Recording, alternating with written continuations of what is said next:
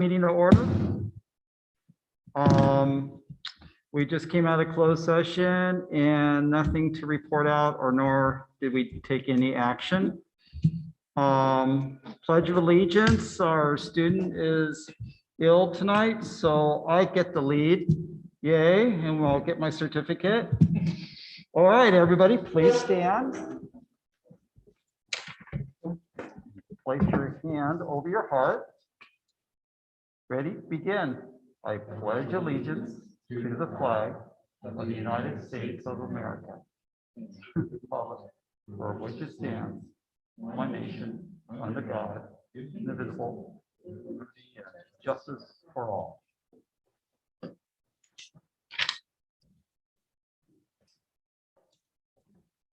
we have to do another roll call? Because we did one before closed session. Pardon me? I think we should go ahead. Okay, let's go ahead. Yeah. Here. Here. Here. Present. Present. Is there a motion to adopt the agenda as it stands? I move. Bill, second. I'll second. Carolyn, second. All in favor? Aye. Any opposed? None. Okay. How about the consent agenda? Is there a motion to approve the consent agenda as it stands? I'll make the motion. Carolyn Carolyn. first, second. Jen. And Jan, all in favor? Aye. Any opposed? None. Just a little comment. We have a few folks who are retiring who have been with the district for some time. Oh yeah, one of them even received the award. Are you gonna touch base on that? Absolutely. Okay. Then I won't ruin the ending. We can say it more than once. Okay, public communications. We have some emails that are to be read. And then the emails will be, I assume, under 20 minutes. Yes. Okay. All right. Good. I, Kelly Freitas, support the Student Services Department and their message. I, Michelle Bell, support my SPED colleagues. In addition, it would be nice, since teachers are teaching live, if the board could also resume live board meetings where the public can comment in person. We all wish to be seen and heard.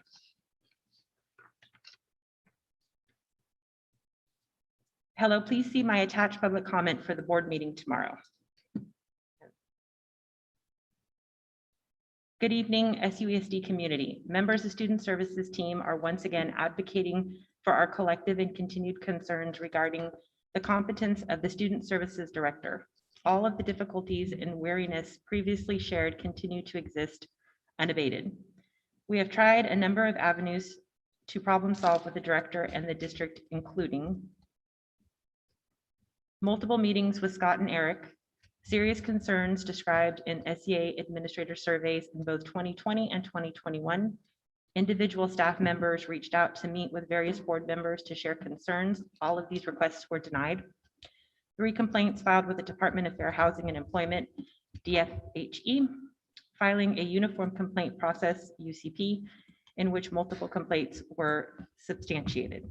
A vote of no confidence letter, which includes the 19 student services staff, of whom 17 voted no confidence and 2 abstained. While we acknowledge that there have been attempts for improvement in monitoring, we do not view any of these efforts to have been substantial nor effective. Since these efforts have resulted in little to no significant change, we have continued to reach out in search of support and solutions, which bring us here yet again tonight. Board members have shared in correspondences that these concerns are personal issues and therefore not perceived to be under the purview of the board, which leaves us all wondering, how could it be the case that the health of our department and our ability to successfully serve our students are not issues for the board to address? We also wonder if the district is ready to accept responsibility for the potential consequences of the director's incompetence, including susceptibility to litigation, the loss of multiply high qualified staff who are ready to leave out of frustration, and significant damage to carefully built relationships with our community, including our most vulnerable populations.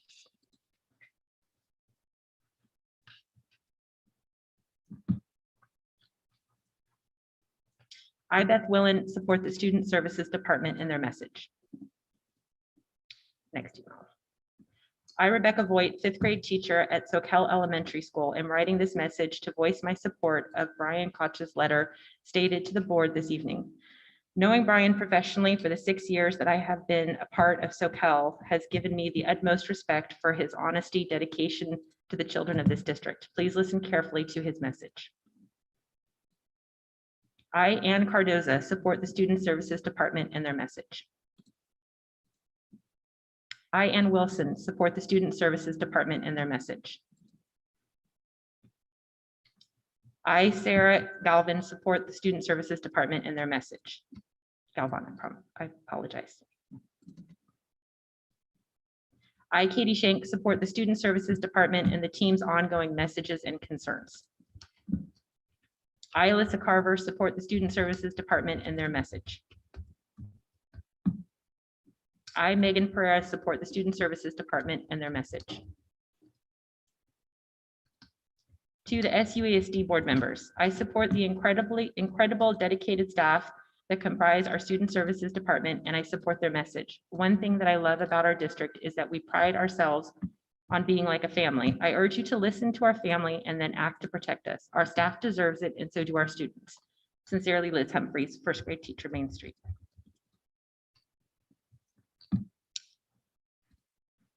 I, Donna Renee Martin, support the Student Services Department and their message. I have been hearing from team members for over a year now with concerns regarding service quality and potential legal and contractual issues. From my work interactions with them, I can see that we have a very good, very committed, very hardworking, and very professional SPED team. Therefore, I give their concerns that much more weight. I understand that some things cannot be discussed or conveyed in a public forum, but I trust that the problems that have drawn to your attention have been or will soon be appropriately addressed. Thank you, Donna Renee Martin.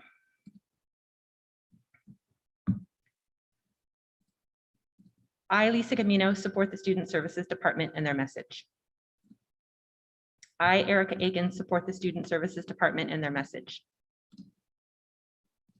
I, Andreas de Acosta, support the Student Services Department and their message.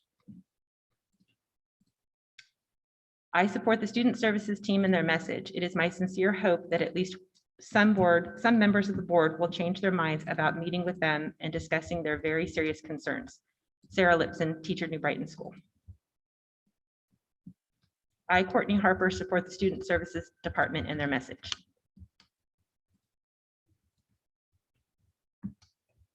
I, Erin Nealon, support the Student Services Department and their message. As a group, we hope that our concerns are taken seriously so that we can carry out our duties to provide students, parents, and staff with the kinds of interventions and services that they are entitled to, would benefit from, and deserve. Thank you for your time. I, Kate Erickson, support the Student Services Department and their message. The people who work in student services at New Brighton Middle School are highly talented, professional, and vital to our students' health. Their message should be listened to carefully and be regarded very seriously. I, M. Whitwell, support the Student Services Department and their message.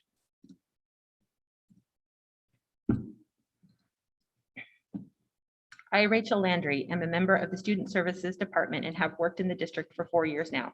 I stand in solidarity with the message that the Student Services Department has submitted. Over the last 2 years, I have continued to be disheartened and fearful of the direction our department is headed under our current leadership, and am left questioning what role I wish to play in this chaos. Employees who work directly with students and families have made several efforts to highlight these concerns as outlined in the letter, and I have not seen sufficient follow through from upper administration. I personally reached out to multiple board members to discuss the challenges in the department, which resulted in a decline to meet and an invitation to speak to the board meeting. Yet this board meeting was reformatted so the public comment would only be read by the superintendent. I question the district's perspective of this issue, considering the relationships that have been strained, the cases that have become litigious, and the interest of some of our most vulnerable students. Upper administration is sending a clear message that this is seen as a personnel problem or a non-issue. I ask that there be an action item added to the next agenda to discuss how administration is going to follow up with this topic. Too many efforts have been made and left unanswered. I apologize.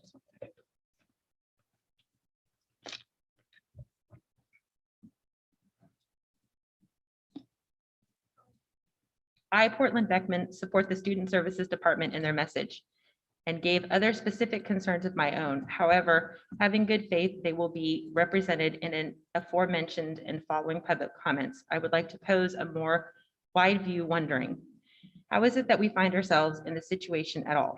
Is such a small district, upper administration and the board should have total control to make the decisions they feel necessary to move the ship forward.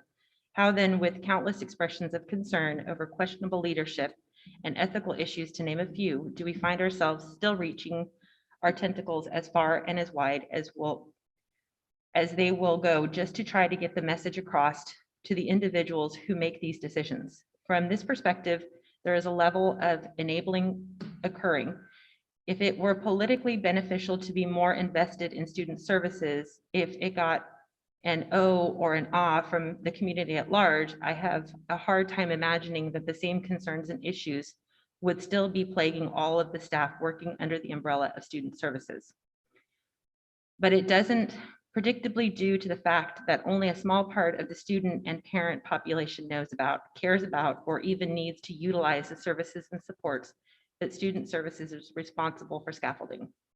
I believe we are all well-intentioned. I want to see change in our district that makes me feel that that's the case. Staff are speaking openly to you. Please take advantage of that.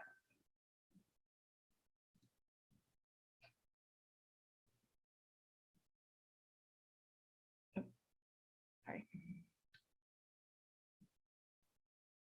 I, Johan Ryberg, support the Student Services Department in their message.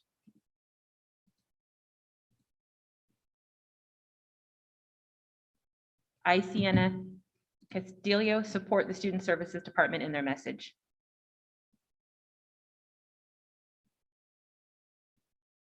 I, Luke Webb, support the Student Services Department in their message.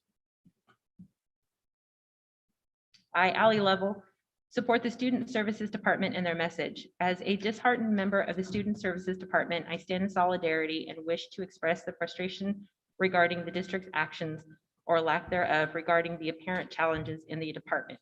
Thank you.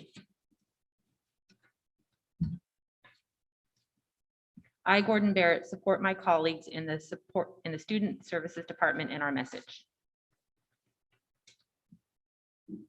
I, Emily Maddox, support the Student Services Department and their message. I'm sorry, I got a little thrown off here. I missed a few. Hold on.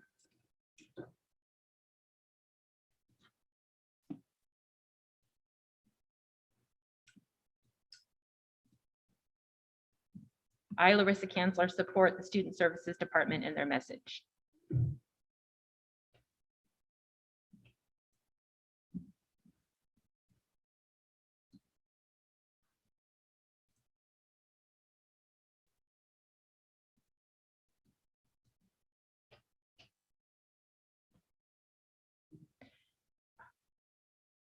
Sorry.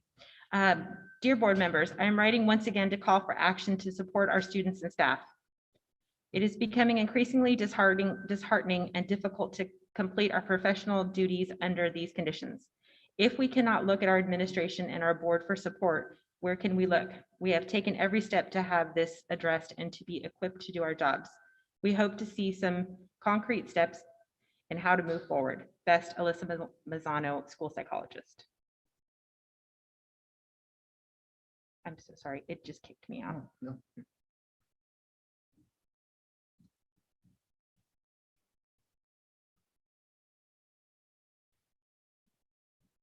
You're doing a great job. Thank you, Michelle.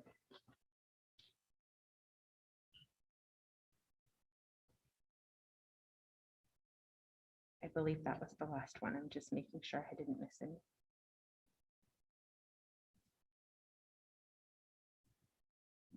I'm not sure if I did Leanne work. I, Leanne Work, support the Student Services Department in their message. Sincerely, Leanne Work. And I believe that's the last one. Oh, no, I'm so sorry. I, Mari Cohen, support the Student Services Department in their message. Third grade teacher, Main Street. Is that it? That's it. That's it? Okay. Thank you. I'm just gonna make a comment that there was some mention in there about board involvement. The board's employee is the superintendent, and we don't take matters into personnel issues. So this will be referred to our superintendent. Thank you, President Donovan. And there is another message on a separate subject, again, not on the agenda. And it was attempted to be forwarded at the last board meeting, and there was some confusion. I have talked with the author of the message, Kara Corsino, by phone, and reassured her that we wanted the message to be read, and we had a good conversation. And so I'm going to read the message now. It's regarding masks at school. So it reads, "Dear board members, I'm writing to request that all mask mandates for students in the school district be lifted. As the latest Stanford study published at NCBI shows that there is no scientific reason for our students to continue wearing face masks. The hypothesis of the study: the practice of wearing face masks has compromised safety and efficacy profile. Both medical and non-medical face masks are ineffective to reduce human-to-human transmission and inactivity of SARS-CoV-19. Wearing face masks has adverse physiological and psychological effects. Long-term consequences of wearing face masks on health are detrimental. The conclusion of the study states the existing scientific evidence challenges the safety and efficacy of wearing face masks as preventative intervention for COVID-19. The data suggests that both medical and non-medical face masks are ineffective to block human-to-human transmission of viral and infectious disease such as SARS and COVID-19. Supporting against the usage of face masks. Wearing face masks has been demonstrated to have substantial adverse physiological and psychological effects. These include hypoxia, hypercapnia, shortness of breath, increased acidity and toxicity, activation of fear and stress response, rise in stress hormones, immunosuppression, fatigue, headache, decline in cognitive performance, predisposition for viral and infectious illness, chronic stress, anxiety, and depression. Long-term consequences of wearing face masks can cause health deterioration, developing and progression of chronic diseases, and premature death.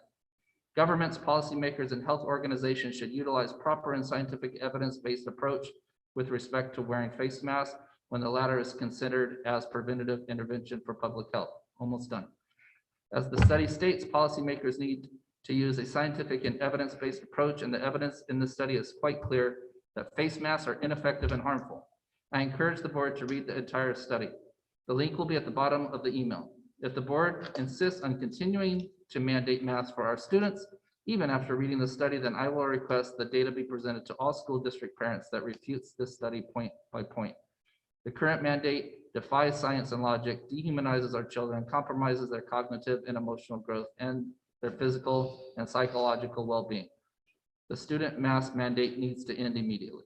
Respectfully, Karen Corsino. Thank you.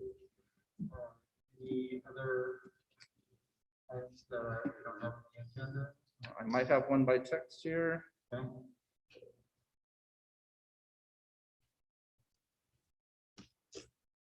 No, nothing on text. Sorry. No further email. Oh, I'm sorry, I did have one. I'm really sorry. I, Sasha Talavera, support the student services team and their message. That's it. Okay, and as we have done, especially in this virtual world, that if anything does pop up that we have missed, then we'll, in between items, we will go ahead and read what is sent to us. Okay, so with that, standing reports. We'll start off with Michelle. It's good to see everybody in person again. Well, it's so lovely. So I've had a few things this week. We began our audit today, which is going great, a little smoother than our last one, just in the sense of I think we've all got to hang on doing the virtual upload and getting all of our documents in there. So we're working on mainly what they focus on this go around will be our engagement tracker and our attendance components, since that's the big one right now. And I had the opportunity to meet George Lopez, and I had the opportunity to meet with Charter at Spectrum today to talk about getting fiber lines up to Opal Cliffs so that they can have a more robust internet up there. Yay. They desperately need it up there. So we're really happy. So those talks went well, and hopefully we'll be able to start something in place with them to have for the fall. So I'm really looking forward to working with them. Continuing to work with Climate Tech to bring projects forward to the board coming this summer and fall in regards to upgrades to our HVAC and electrical systems and getting those projects up and running, which will be great. Also had the opportunity with Jessica and Scott to meet with SEA at their joint monthly meeting. That went really well. Talked about some business stuff. So that's kind of my week in a nutshell.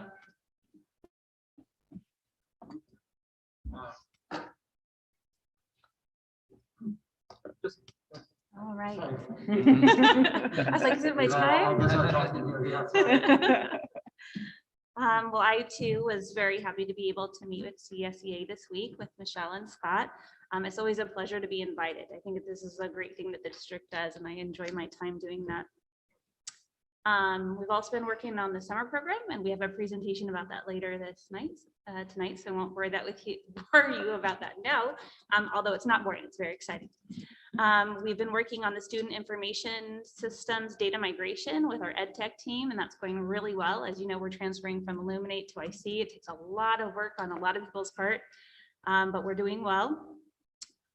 We've been looking at an alternative assessment for students in special education who are being reclassified as English learners. They haven't had a reclassification alternative, and we're now just reaching the end of that draft and going to publish that so that some of our students who really need that alternative form of assessment can be reclassified. And it will impact their future education with that reclassification.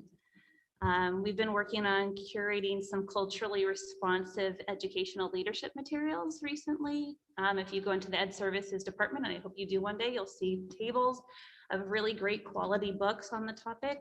And we've also been able to access some really good training for our leaders for the whole of next school year on that topic. So we're really, really excited about that. We're continuing to look at data and engage our stakeholders, working on the LCAP. So that's been an exciting process. It's been a lot of work, but it's really exciting to see what kind of data emerges and what things we can do in terms of actions to serve our students and families better. And then we've also been working on some arts integration pedagogies lately with some stakeholder groups. It's been really exciting. Looking at new strategies and designing potential new job descriptions for our district. So that's been really, really a touch to my heart. So good things are happening in ed services. Thank you. Awesome. I'm going to keep mine really concise and focus. My deep appreciation for all of Soquel Unified Elementary School District staff during this period of employee appreciation this week and next week. Since I've been here, I've always really appreciated the tradition that the district has put in place of recognizing teachers and all staff members during this period of 2 weeks, because there's, especially this year, where everybody has had to be a teacher of sorts. So happy Staff Appreciation Weeks. Thank you, board, for the tradition you've put in place of making these 2 weeks via resolution, staff appreciation. And as a shining example of our staff, I'd like to just remind us that we have the Teacher of the Year in Santa Cruz County right here, who teaches at this school, Miss Joanne Roster. She sets the standard we all try to live up to. Thank you.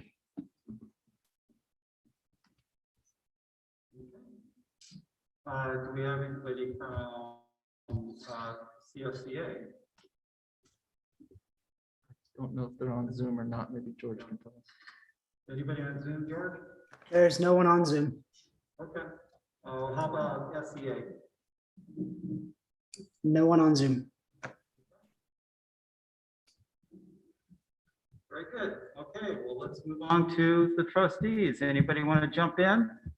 Bill? So I have nothing to report about visits. I will be meeting with the California School Board Association Regional Delegate Assembly tomorrow. And then I'm starting on the 14th through the 16th will be the state meeting, and that'll be virtual. So if there's anything that you guys want me to ask, then just send it to me.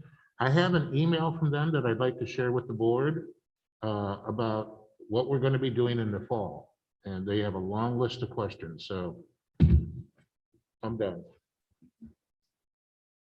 Okay, thank you. Amanda, I guess we'll just go down the don't- row. I don't think I've attended any meetings in the last 2 weeks. The Santa Cruz County School Boards Association, also known as SUESD, meets my favorite, meets on Monday, the 10th on Zoom. And so you all should be getting, board members should all be getting Yeah. communications from Roger Snyder from Scotts Valley, who's currently our association president. He's really done a great job bringing some helpful, informative presentations. So if you're always, of course, welcome to attend, or if you have anything for me as our board's representative that you want me to share or ask about at this informal group, just let me know. And then, yes, happy Teacher and Staff Appreciation Weeks. And thank you so much to all of the parents and community members who've been doing so many awesome things for our staff. It's been really fun seeing, door decorating and let's see, so Cal L, I know, had a parade, a car parade to show appreciation. I think I saw a list of things happening at other sites. It's just really, really sweet the way everyone comes together to honor our staff. Thank you. Yeah, Yeah. I'll echo that. Yeah.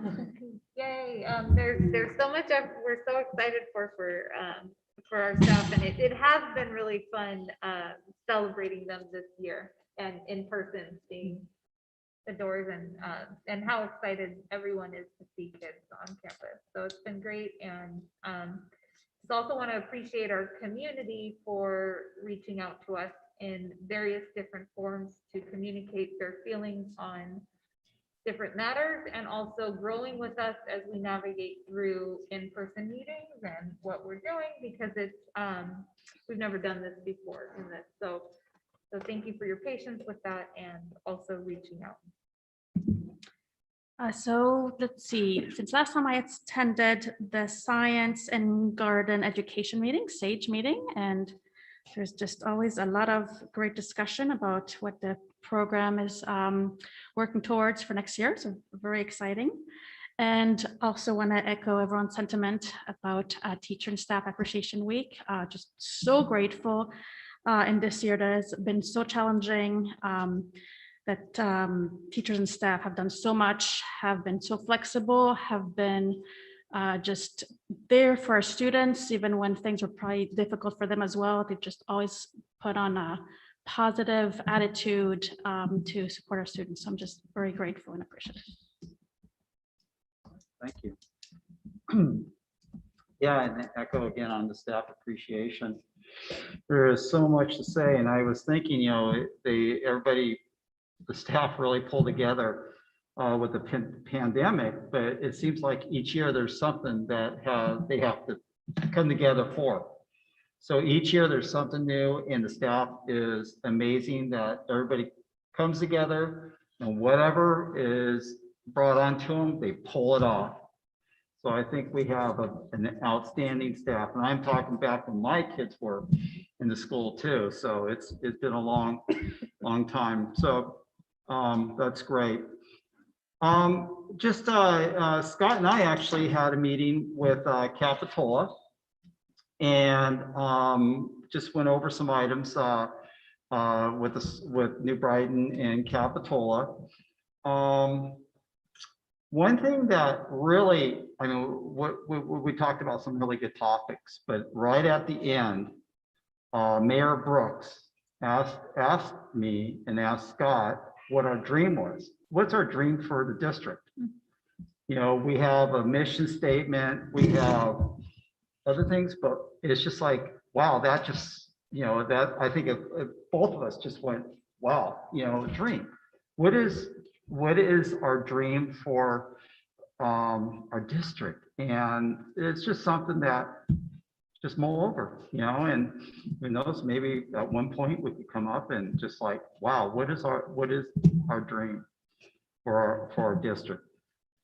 I also, is there anything else you want to touch base on that meeting? No, I think you captured it well. I know, it was the ending. It was the ending that went, wow, it's like when you see a movie and the ending has the big impact. But we did cover other items, the library The too. library, and then also what the city of Capitola is doing with our after-school care, extending the out-of-school time program to on-site after-school care.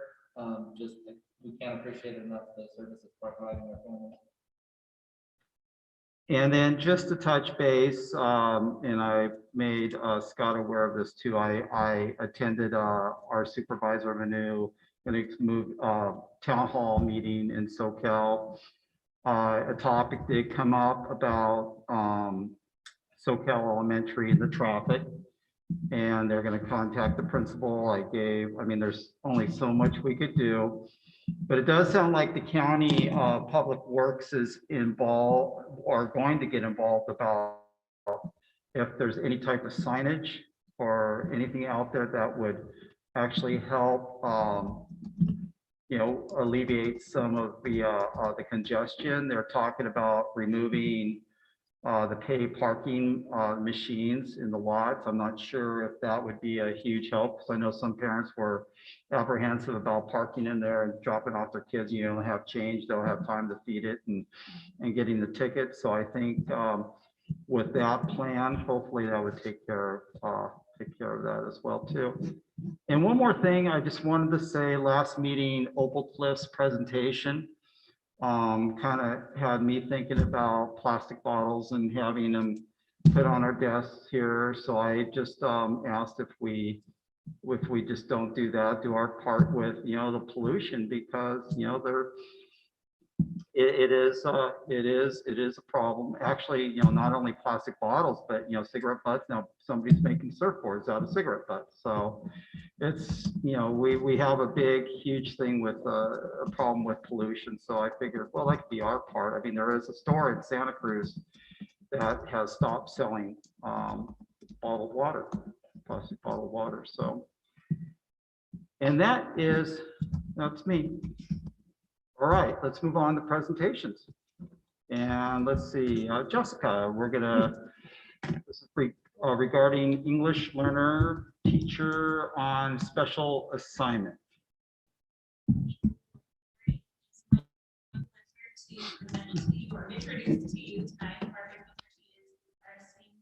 On special assignment with a special interest in supporting our English learners. She has been an amazing asset to our district this year, and her presentation will demonstrate that. But she's going to be providing you with some updates about how our state's mission and vision for English learners are becoming a reality here in our district. So Barbara, take it away.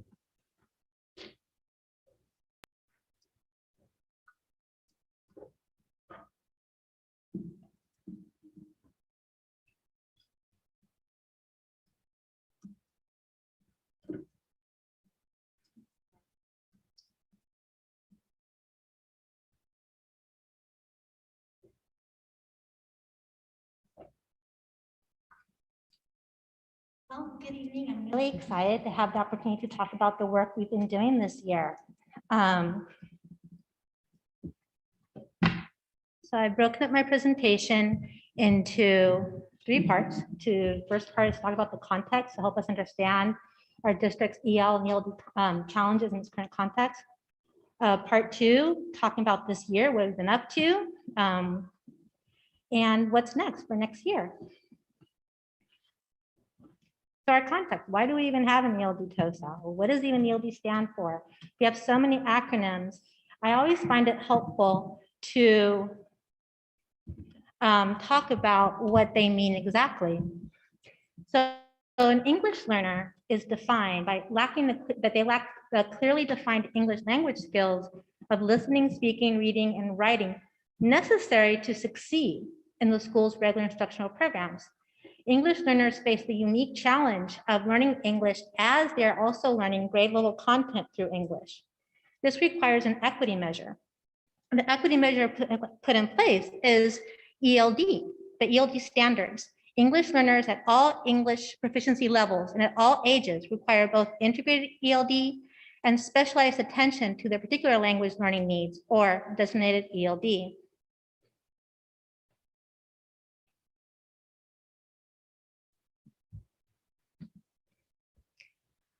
English learners are really building the plane while they're flying it. And I chose this plane because it doesn't particularly feel super safe.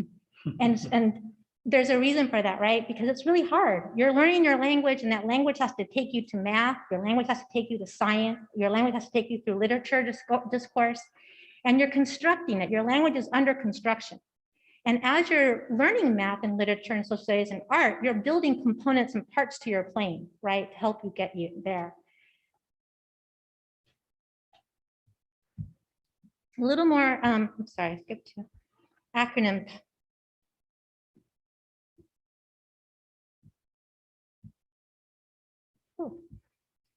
So once English learners demonstrate sufficient proficiency in English to participate effectively in curriculum designed for students of the same age whose native language is English, they are reclassified. Their plane can take them far and fast to where they need to go. However, we have a few more acronyms related to English learners, which is helpful to understand. So if an English learner has been here 3 years or less, and/or they're making progress on the LPAC and are meeting or nearly meeting grade level standards, they are defined as an English learner. Their plane is taking them on progress where they need to go to their destination. English learners in grades 3rd through 12 who have been here for 4 to 5 years in the US, they've scored level 3 or intermediate or lower on the LPAC, or do not meet the standards on the CAST in the 4th or 5th year, are at risk of becoming a long-term English learner. And you can see their plane still takes them places, but doesn't go as high and it can't go as far without stopping. Their language becomes more of an impediment, right? It's slowing them down. English learners in grades 6 to 12 who have been here 6 years or longer in the US are 2 years or more at the same LPAC level or even lost ground and are not meeting the standards on the CAST are deemed long-term English learners. Their plane is grounded. Their English doesn't take them where they need to go. So what do we know about who we are here in SoCal? But almost 80% are English only. Of the 20%, 2% are initially fluent English speaker, proficient. We have 10% English learners, 8% reclassified proficient. So if we take a closer look of our English learners, of our 20%, what do we know about who we are? Well, just over 50% are making progress. They've been here 4 years or more, they're making progress on their LPAC, and they're meeting CAST scores. About 20% our English learners have been here less than 3 years. So that would include our newcomers. Maybe they will be joining the blue group or maybe not, but right now they're making their progress. We have 14% of our students who are at risk of becoming LTOs, long-term English learners, and 10%, almost 11%, that are actually long-term English learners.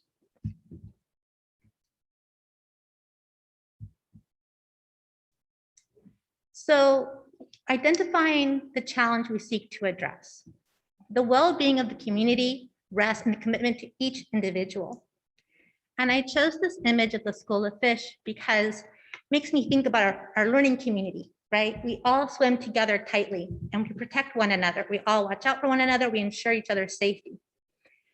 So when we think about our at-risk students, those 27 students, they're on that periphery. They're not enjoying the safety of the collective.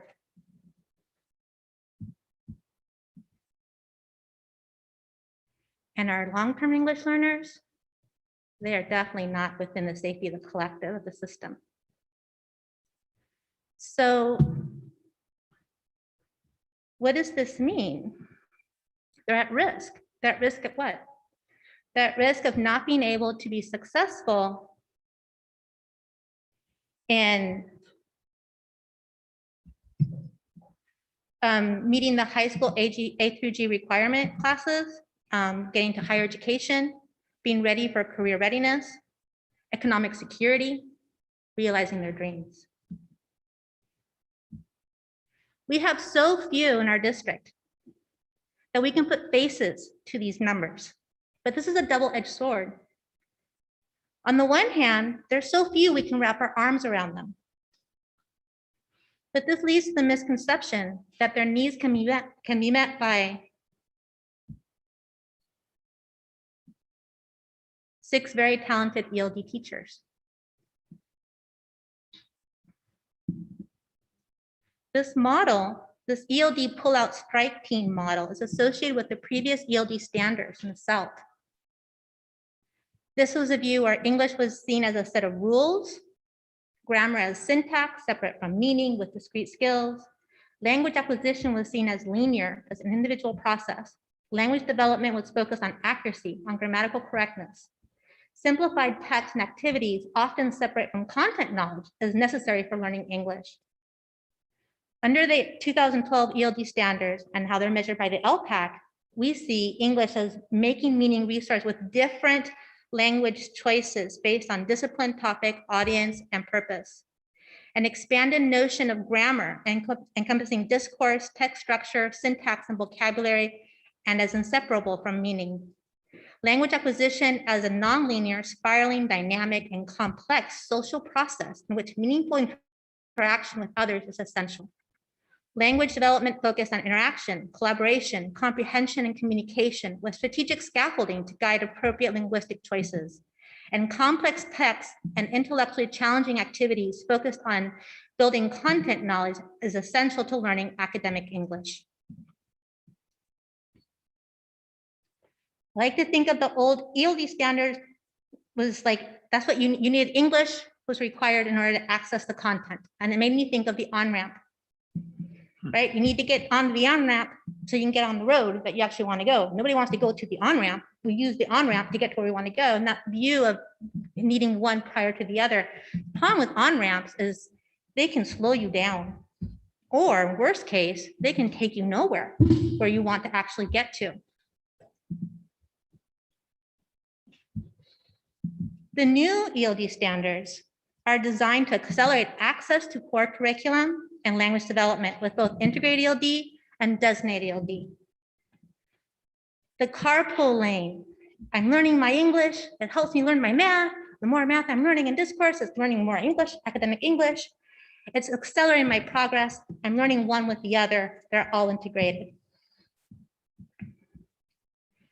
Indeed, the framework tells us that integrated and both integrated and designated ELD are necessary. Integrated ELD defined as all teachers with English learners, even if they just have one English learner in their class, are using the California ELD standards in tandem with the focal Common Core ELA literacy and other content standards. ELD extends across content areas.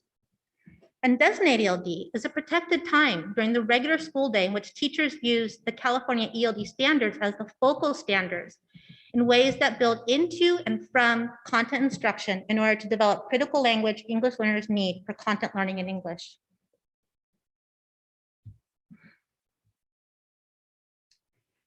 ELD, integrated ELD provides equity in access, equity in participation, equity in achievement.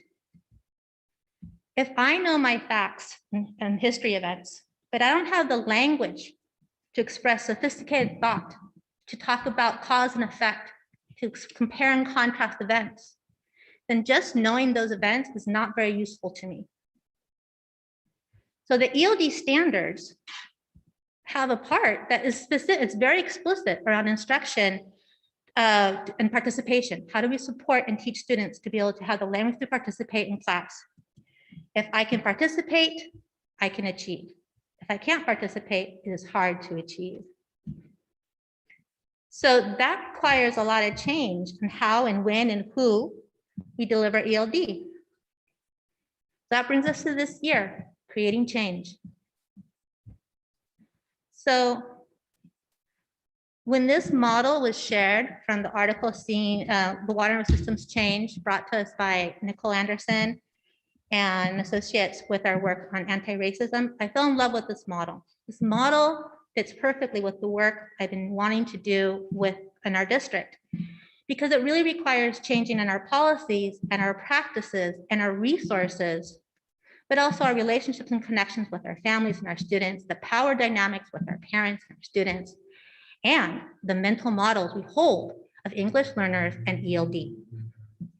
So to me, like, this is perfect.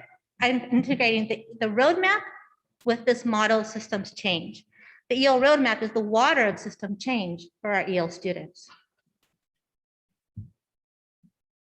The EL roadmap's 4 principles help us think of our students as assets-oriented and needs-responsive. Principle 2, keep us to the core of instruction, intellectual quality, instruction, and meaningful access, helping us look at our systems that are conditions that support this effectiveness and alignment and articulation within and across our systems. So working with different teams, I've loved this job this year. I got to work with everybody, and it's been my pleasure and my honor. I have worked with the administrative team. I've met with the principals, got to go to principal meetings and support with professional development. I've had conversations with our superintendent, with Scott, has an open door. I've had really great conversations, been very helpful, and I felt very supported. And I've been meeting with Jessica Kiernan every Friday, and we work on a regular basis, looking at what's been done, what our next steps are. I've also been working with the administrators at each site, meeting with them twice a month. And at first I just met with them, and then we started including the ELD specialists of each site. So now we have an ELD admin team leadership meetings where we talk about what are next steps that are site specific. I've also been working with parents, supporting with ELAC, parent education projects, supporting with town hall, doing site PD leadership, grade level and collaboration, supporting individuals as well. And meeting with the ELD specialist team. And I'll talk more in depth about this in a minute.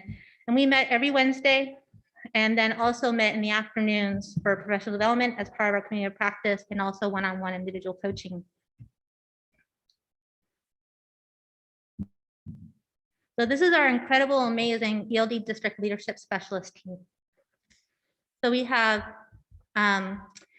Julie Livingstone and Ila Hernandez from Soquel, and Tina Bonar and Desiree Satari from the Gardens, and Beth Willem from Main Street, and Erica Marquez from New Brighton. And then Lily Espinosa, our community liaison, has been a really important part of our team. She's been part of our Wednesday morning meetings, and having the community liaison be part of our team, helping us understand the needs of parents and families and outreach, has been incredibly valuable. So on Wednesday meetings, some of the things we've done, well, create community amongst ourselves. Problem solving, leveraging team expertise. This has been very important. Some of our team members have many years of experience in this position, and some of our members are brand new to this position. So leveraging that expertise has been very helpful. How to give the LPAC online.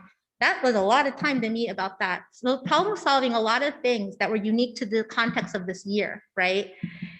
Creating criteria for the EL cohorts when they start coming to campus, how to support Imagine Learning use, supporting instruction for designated ELD online, and just supporting English learners with distance learning in general was a lot of our conversations. On Wednesday, we had our Wednesday morning meetings, and then every other Wednesday in the afternoon from 2 to 4, we met as a community of practice. We worked on the EL roadmap with 4 principles, unpacking the ELD standards, planning culturally responsive pedagogical ELD lessons, unpacking the LPAC past types, exploring our linguistic identity, and thinking and creating curriculum that celebrate linguistic diversity. We learned ELD strategies, about language functions, and also using formative assessment. I did the math, and I wanted to point out that we did 8 hours a month, plus we did a 12-hour ELD boot camp in September. So this incredible team of women have dedicated just about 70 hours of PD with me this year, which makes them incredibly dedicated, committed, and highly specialized skilled team. And I'm in awe of them, and it's been a great pleasure and so fun to work with them. I've also had the great pleasure to work with parents and working in collaboration with Hilda Hernandez Mesa and Lily Espinosa were lead facilitators for the Family Latino Literacy Nights, but I also got to participate and do some presentations around social emotional learning and how the brain works. And that was so powerful that after that ended, the parents wanted to continue meeting. So we kept meeting. And we did all kinds of things. So we had Susie Blackburn from Soka Elementary lead an art lesson. And there's some of our the parents doing our art together. And then we wanted to keep meeting some more and learn some more together. And so we started the book club for parents, Permiso para Sentir in Spanish, permission to feel with the ruler program. And so we've been learning about the ruler program with parents. We started, Lily and I facilitate that. We meet every Thursday, started in March, and we have 2 more sessions in the end of May. Very powerful experience. So our PD process for changing those 6 conditions, our policies, our practice, our relationships, our power dynamics, human resources, and our mental models.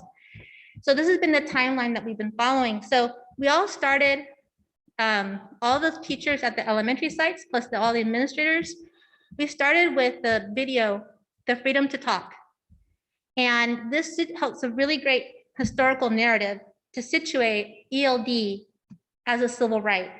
It's not just one thing we do or have to do. In 1974, the Supreme Court ruled in Lau versus Nichols that if schools, if we are not providing instructional support in language in English for students who are limited English proficient, then we are violating the Civil Rights Act of 1964.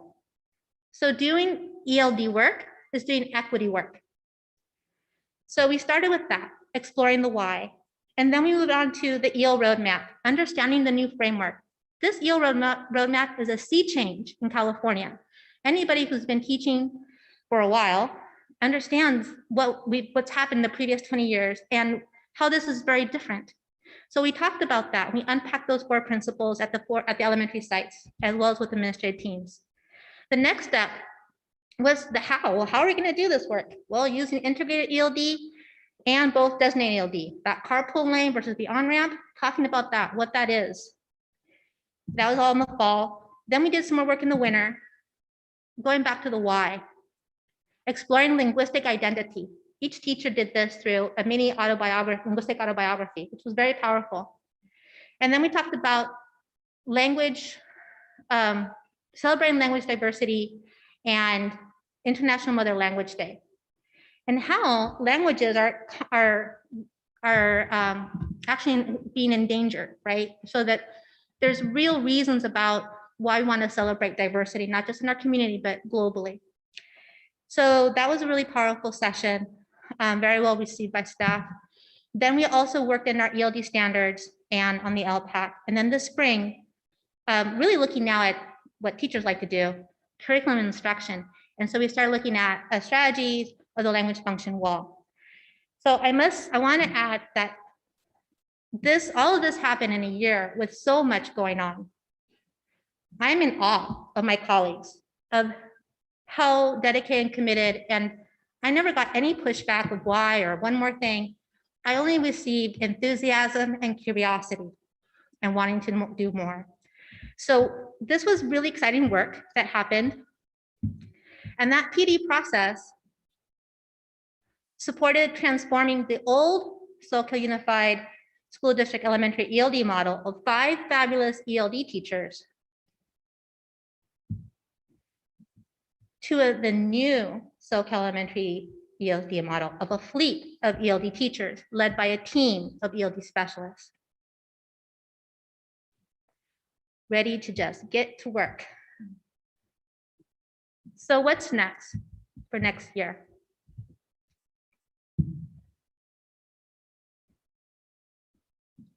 Well, a next step is also continuing this change from the old secondary ELD model when we have one fabulous ELD teacher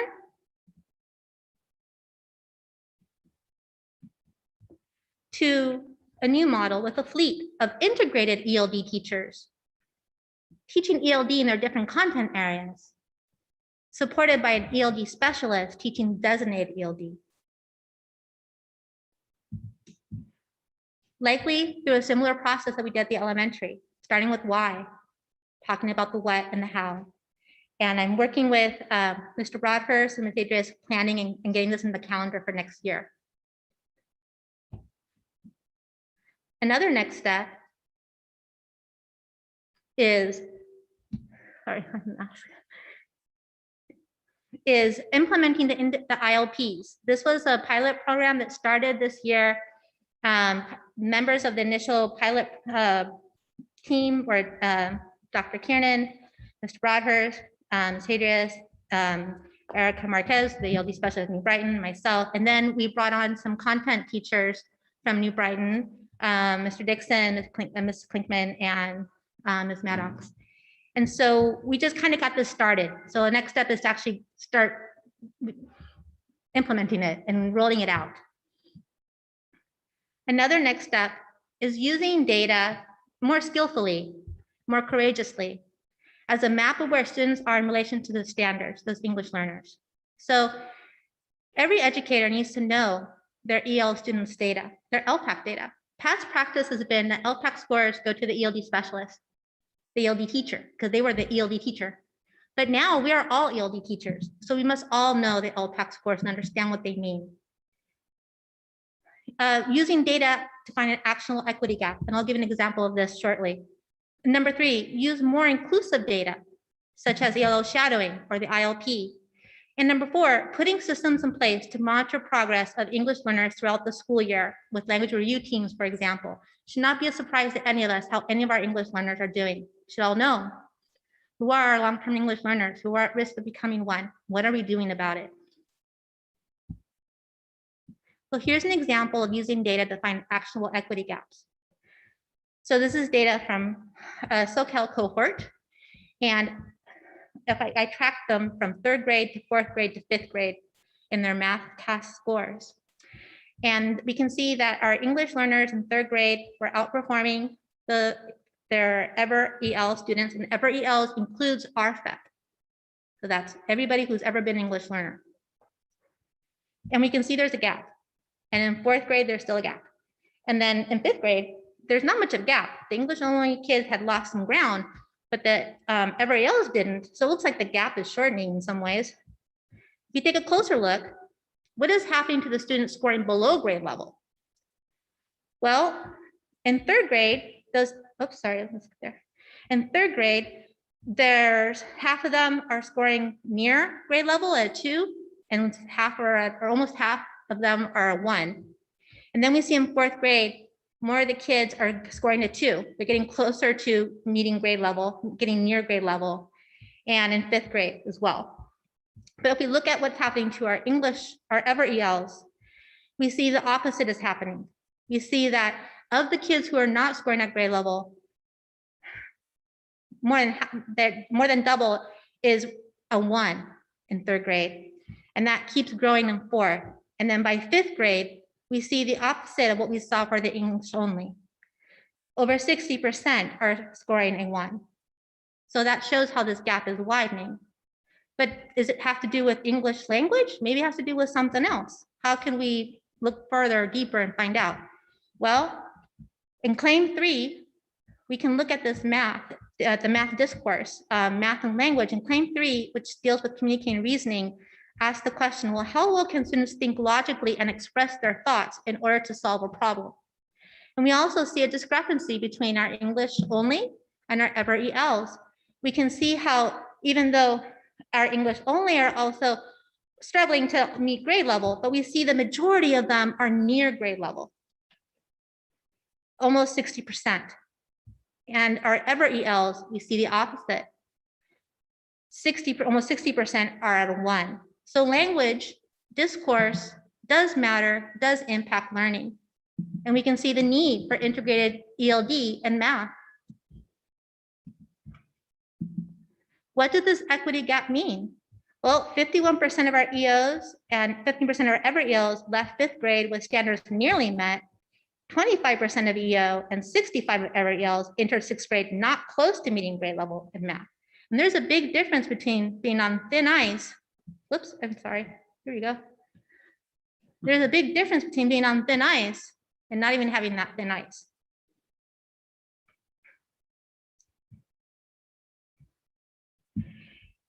So if we're looking back to that data around our LTELs, our long-term English learners, and our at-risk of long-term English learners, we also see, what does that gap mean?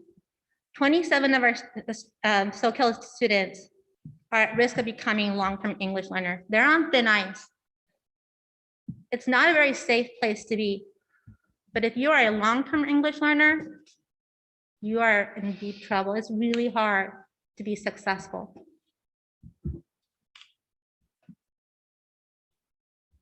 And next step, well, creating a safety net for our LTELs and our at-risk LTELs, such as, for example, an after-school learning center staffed by teachers who coach success and how to mediate and support with completion of schoolwork and support academic success and passing grades so that no child is left behind in SoCal. By targeting ever EL's academic achievement, we make an impact on all students' learning. We do this by understanding and putting into practice policy, EL roadmap, that's our why, understanding the teaching curriculum, the what, unpacking the ELD standards and the ELD ELA framework, understanding and implementing best practices, the how, instruction that makes language discourse both visible and explicit, and understanding and using our data strategically and courageously, using data as detective tools to help find actionable equity gaps. Well, I've been talking for a while, so I'm going to let others speak. I've asked different members of our different sites to speak about the work we've done together this year.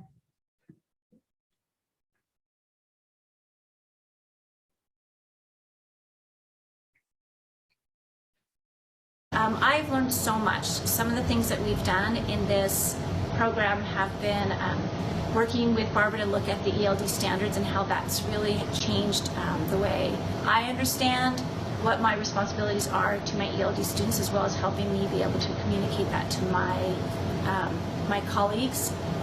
We've worked a lot around new integrated ELD strategies and how that can really change the program at our school in terms of shifting the focus on me as a pull-out ELD teacher or a push-in ELD teacher to helping each of the teachers become ELD teachers in themselves and helping them understand how important that is not only to their ELs, but to all the students in their class. And that's super exciting. We've also learned a lot about what does integrated ELD mean versus designated ELD. And at the beginning, I can tell you that I was completely overwhelmed. And now I can really see the difference, and I can see how I can support my colleagues as well as myself in introducing an integrated program into the classroom and then taking that integrated program and addressing the specific needs of my students or their students in a designated ELD way. So that's super exciting and cool. In fact, we've been working as an ELD team. We meet weekly in the mornings and now, well, actually, we're meeting weekly, I should say. And what's been great is that as educators, we've met together and talked about like what we're each doing, but we've also been able to learn from each other and grow as individual teachers, but also as a collective team. So that's super exciting. In addition to that, what's been really nice for me is Barbara's been meeting with me personally just as a weekly like check-in, getting the support I need to help grow myself as an educator and as an ELD specialist. So that's been really amazing and helpful. And then we also do something called a community of practice, and that's been happening every other week in the afternoons. And that's more than the nuts and bolts. That's really us developing our practice, watching videos, learning about strategies that we can then bring back to our colleagues. What else have we done in our community practice? We have look closely at the standards. We have, gosh, so many things. Anyway, it's been amazing. Having Barbara in this position has helped me grow. It has helped my school change its perspective about what ELD means for us as teachers as well as for our whole community. And I'm just super excited. I've kind of already started the ball rolling for next year. And yeah, I can't wait to see where things go next. So thank you, Barbara. And yeah, keep it going, people. We need it. Thanks. Hi, I'm Erica Marquez, and I'm the ELD teacher at New Brighton Middle School. And I want to share with you a little bit about what it's meant to me to have Barbara as a TOSA for our district. This year is my first year as an ELD teacher, and so it's been so important to me to have us organize as a team, and Barbara's allowed that to happen by having us meet weekly for team check-ins, and as well have professional development on a regular basis. And you know, that's allowed me to grow so much as a professional. We've worked so much on learning the standards, understanding them, unpacking them, and as well learning new strategies and how we can teach them to our fellow teachers as we develop over the years. In addition, we've really worked together as a team through Barbara's work, becoming a group that's you know, on the cutting edge of equity work and becoming advocates for our student population in this district. And without this position, all of our professional development, our new understandings, our vision for the future wouldn't exist. And so I'm so appreciative to having Barbara as a TOSA, and love, love, love the idea of continuing in the future together. Hi, my name is Alyssa Carver. I'm a third grade teacher at Soquel Elementary, and I would just like to speak to some of the work that we have done with Barbara, our ELD TOSA, here at Soquel Elementary in our third grade. We met many times, and the first time that we met as a team, what we did is we really unpacked the ELD standards. And I think that's a critical component of planning for our ELD integration and for our ELD planning, because the standards are focused and comprehensive. So for me, not having that time before, it was critical to do that now. And then from there, we had another planning session where we looked at our individual students and their LPAC scores and really tried to figure out where they were and what their language needs were, so we could make a plan to implement ELD into where we currently were in our units and our lessons. So I also really like that, looking at their LPAC scores and also just talking about, you know, distance learning and the challenges that we were facing at that time and in that moment. So we could really think, like, what were the needs of our students at that time and where do we go from here?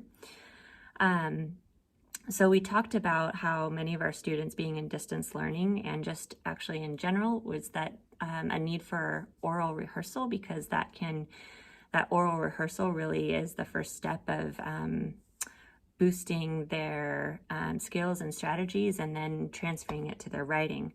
So what we did from that planning session, we met another time and we looked at videos of strategies, of successful strategies that other teachers had done.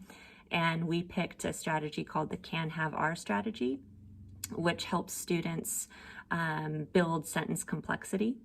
So our thought was that we would try that strategy since we were in an informational reading unit. We would do it orally, and it's a strategy that we would continue, like scaffolding down, so that not only could they do that in that unit of the information reading unit, but it would also be something that we could take into their writing informational unit. So I think that was a cool way for us to think about it. Like, this strategy is not a one-time, it's something that we continue and scaffold down and build student success, and it's transferable to many other places in our school year.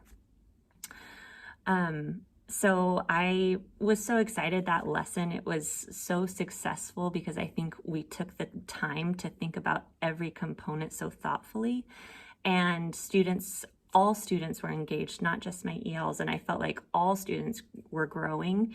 And it's one of those lessons that I actually came home and told my partner about, which is few and far between because teacher talk, you know, but that was when I just had to share. So I think looking back at the process of our work, I had a reflection that just each component, though it took a lot of time and though it was hard, I think it was necessary, and that's what made it so successful. And I'm really so grateful for all of those planning sessions because I have a better understanding of how to serve my students. So I think that this work is so important. We've been talking about it in our district, and now I feel better prepared to do it, and I'm so excited to continue it. So thanks for listening. Having the opportunity to work with an ELD TOSA this year, especially Barbara, has been transformative for the work we do here at Santa Cruz Gardens. A big focus of ours has been a transition in the thinking about ELD from being something designated, a place that students go to being something integrated. It's a how in regards to our instruction. And working with Barbara to develop professional development and supports and structures for teachers to use in implementing ELD in all of their instruction has been transformative. A big focus of ours, and it's been supported by having an ELD TOSA, is making sure that we are being culturally responsive and celebrating multilingualism and making sure that students know, as well as parents, that being multilingual is a superpower, not something that they have to overcome. And so that's been a big part of our work this year and something that we have worked to integrate into our culture as a school and into all of our instructional practices. Something else that we've really focused on is looking at our data and identifying those opportunity gaps for students. Where are students excelling who are language learners, and where are they continuing to struggle?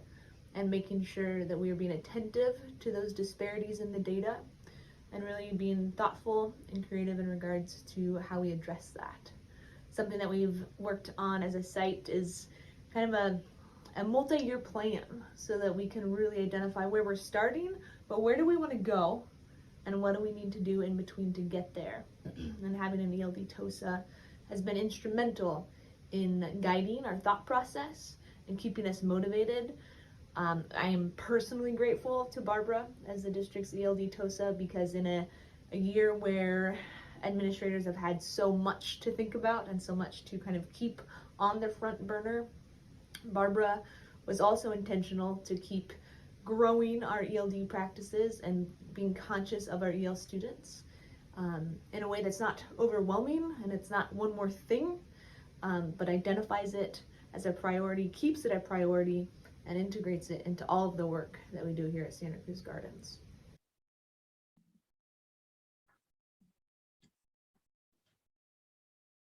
So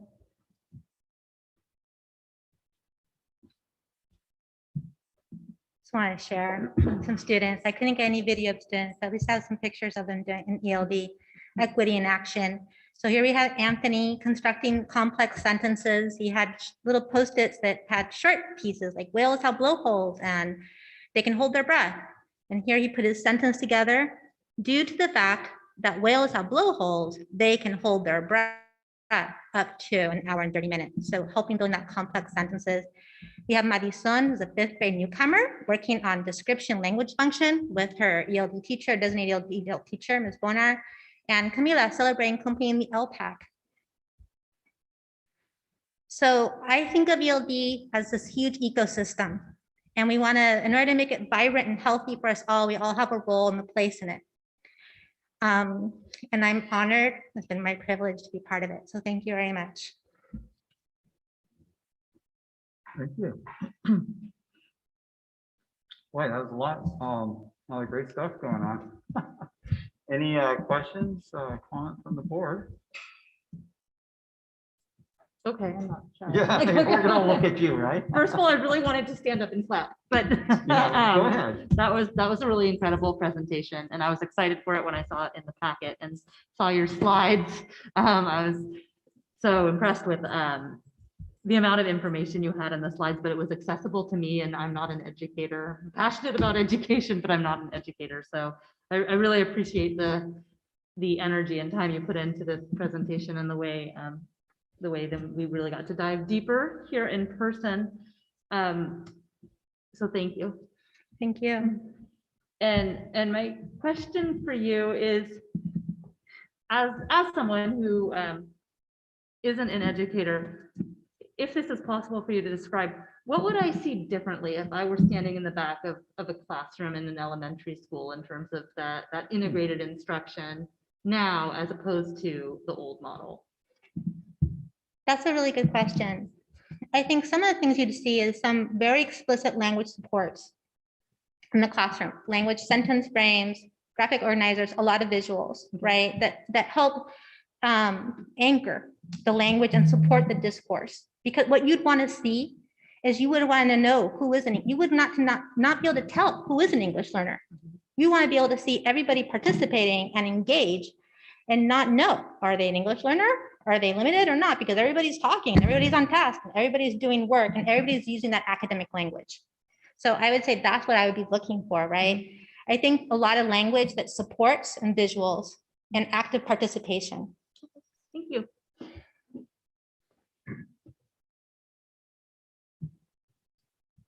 All right, any other questions, comments from Lydia?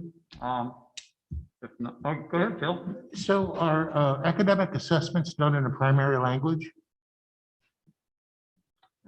Say that again? Academic assessments, are they done in the primary language? Well, I can say like, Well, I don't know. Yeah. so for the most part, we are doing them in English. We do have the FMP, like our reading assessment in Spanish available to be able to assess students in their primary language in Spanish. I think we have some translations of certain math assessments available through SBMI also they're in Spanish. I would say though, by and large, students are assessed in their second language if they're an English learner. For the most part, Jessica, if you want to add anything. Yeah, I would say this is something that we noticed about 2 years ago when I came on. And it didn't emerge in the assessment arena, it emerged in the text arena. And that was that we noticed that students had only access to textbooks that were written in English, not in their spoken language. And so we've been in the process acquiring textbooks in their spoken language to kind of bridge that. And that's a work in progress. We've started with New Brighton, and we've done it in pockets at the elementary school. I know the board has seen one of the letters from one of our school librarians who's talked about what an asset that's been to the students here at New Brighton. But assessments coming in the primary language are very few and far between. We really have to create our own. They are mostly, like Barbara said, in their second language, which is English. And we know that we can't access really a true understanding of what a student knows if that's the way we're collecting data. Then we really don't know what they know because we're testing them in a language that they don't know. So for example, how many planets are there? If they don't know how to say 9, but they know it's 9, they lose, right? Well, that really is the point, right? Yeah. I mean, every child is brilliant. Whether we can determine that is our fault, right? And that's what we're trying to address. Thank you for your comprehensive presentation. I know that it came up in our task force, in our equity task force, teachers talking about integrated ELD and wanting more of the professional development in school. So it's great to see that the plan has the full weight and being spread. So thank you. Thank you. I want to add thank you as well. I just love the approach of targeting not only the ELD teachers specifically, but also all the teachers so that everyone has the tools and understands the vision And I love that it's also data-driven, so we can really know what's happening, what's going on, who are these students, how we can help them. So thank you for that, because that's really important. I had a question, maybe kind of along what you were saying, Phil, specifically how we're helping the students with math, because a lot of the math is just word problems, and if you don't understand the words, but you understand the math but not the words, you're still going to get it wrong. So are there specific strategies targeting math specifically? Well, yes. And so previous to being the ELD TOSA, I was the math TOSA. So I can speak a little bit to that work. And so there are a lot of strategies that we can do to support math discourse for English learners. And a lot of the work that we were doing around CGI, which is where the point is be able to develop the language to express your thoughts, and very intentionally, right? Because it's not about just doing a lot of problems, it's being able to explain how you solve the problem. So putting in language frames and language supports and practice and having a lot of oral practice opportunities. And so I was able to work with quite a few teachers on implementing academic talk strategies, as well as there's some language protocols that came out of Stanford that are very supportive in helping English learners access math and be able to do that rigorous math. So we have been doing some of that work, and I was involved in that project, and there is a lot that we can do, right, to support our English learners in mathematics. Do we know if those strategies also help those that are not English learners that maybe are struggling? They with math? help everybody. And that's the thing about integrated ELD. And Ms. Carver alluded in hers, like, oh, all my students were doing better. Like, language supports helps everybody, but they're essential to our English learners. But everybody benefits from them, for sure. Thank you. Yeah, thank you. Thank you. And thank you for that incredible presentation as well, and the work you put into it. My pleasure. I mean, the whole program just keeps progressing. I mean, as you mentioned too, with the different acts and things going on and presentations we've had before, it just seems to progress in a positive way. Thank you. So thank you. With that, let's move on to our next presentation regarding summer school program, and that's Jessica. Ted, can I ask a question? Sorry. Oh, I'm Any sorry, comments? what? Anything from the Oh, public? anything from the public, I'm sorry.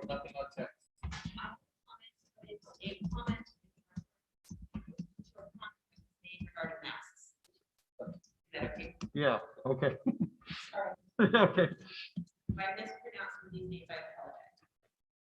Hello, I'd like to note a correction regarding the mask study that was referenced in an earlier public comment. First, it was stated to be attributed to research done by Stanford Medicine. This is false. Stanford Medicine responded to the research saying Stanford Medicine strongly supports the use of face masks to control the spread of COVID-19. A study on the efficacy of face masks against COVID-19 was published in November issue of the Journal of Medicine. Hypothesis is not a Stanford study. The author affiliation is inaccurately attributed to Stanford, and we have requested a correction. The author, Crouch Van Helsborn, had no affiliation with a VA Palo Alto Health System or Stanford at the time of publication, and has not had any affiliation since 2016, when his one-year term as a visiting scholar on matters unrelated to this paper ended. In addition, the original cited article has been retracted by the editor-in-chief of Elsevier, the publisher of the Journal Medical Hypothesis. Elsevier's editor-in-chief retracted the article because the editorial committee concluded that the author's hypothesis is misleading. They go on to mention how a broader review of existing scientific evidence can clearly shows that approved masks with correct certification and warning compliance with guidelines are an effective prevention of COVID-19 transmission, and that all data in the table number 1 is unverified, and there are several speculative statements. Thank you for listening to the corrections regarding the misleading and now retracted article. Sincerely, M. Whitwell, science teacher, New Brighton. Okay, I'm sorry, I thought you said no. That's not masks, right? Masks, Okay. yes.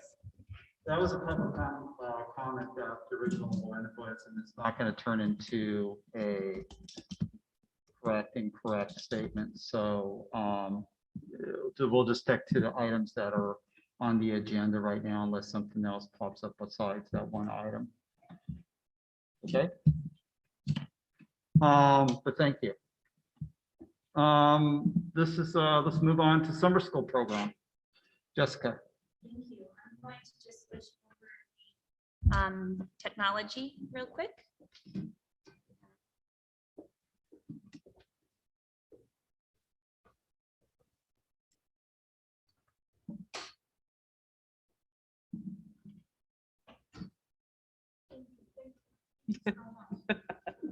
Can you open the door? No, just, yeah.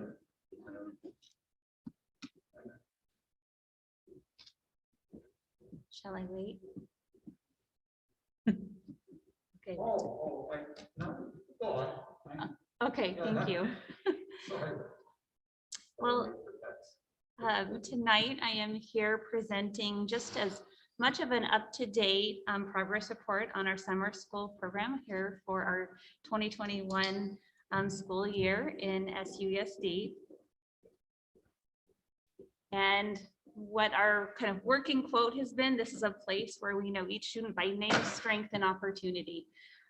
We're designing it in a way that's small enough to know each student and their entirety. So we're really excited about the process. Tonight's presentation will include just why summer matters. We know why summer matters. It hasn't not mattered ever, but it matters more now. We'll talk a little bit about the process and timeline. We'll talk about the mission and structure of summer school for this year, student selection, and then staffing, some of the curriculum and instruction that will look a bit different, and then our intended outcomes. And then finally, if you have any questions, you're certainly welcome to ask them when we're done. So why does summer school matter every year? Well, we know that every year we worry about students. We know that summer learning loss is cumulative in nature. So for every student who has no access to education over the summer, who cannot maintain some of that in their home situation, can lose cumulatively by the time they're in 5th grade, 3 years of academic engagement. And we know that that's not acceptable. We also know that students of low income families are more susceptible to this learning loss. We know that students' weight gain when not engaged over the summer is problematic. And we know that all of these things were true before a pandemic, and they're even more true now.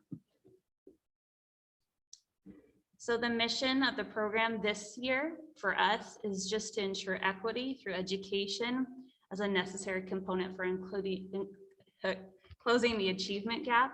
And we know that the achievement gap existed before, but as Barbara's information and data proved tonight, there's more pieces of data when students aren't able to engage with us virtually, and it's even more difficult when they don't have family at home to support them. So the program this year is really intended to mitigate learning loss and to close that achievement gap by looking at the students' strengths and their opportunities in a student-centered environment. So what's happened? Well, last year, we looked at maybe not having summer school. In fact, most of the schools in our county opted not to have a summer school program. Our district was brave, and we did hold a hybrid summer school at Main Street this past year.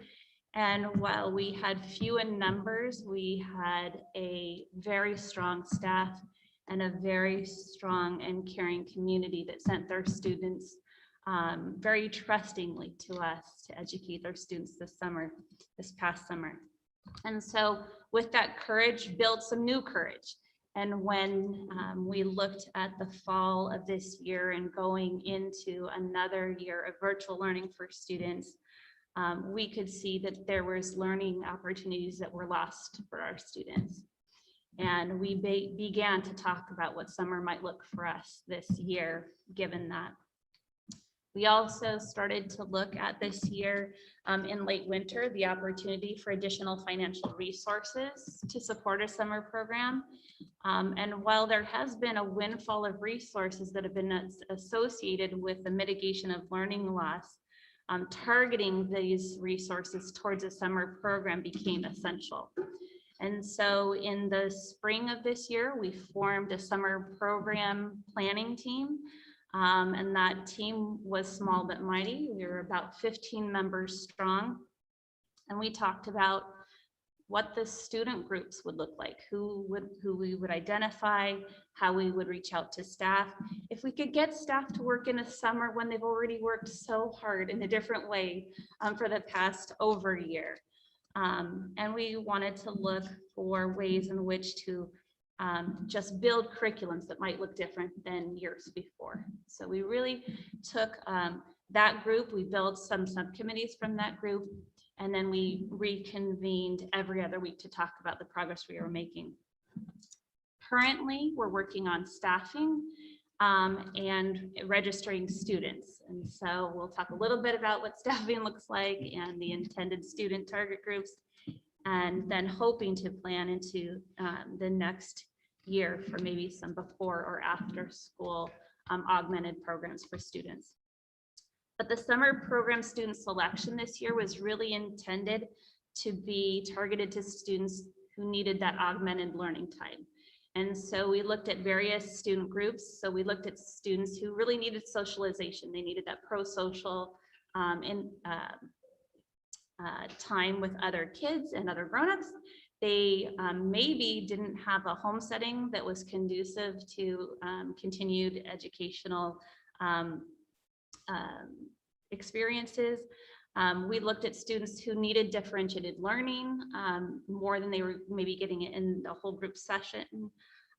We looked at students who really were missing core instruction during the course of this year. So we took a look at a lot of things.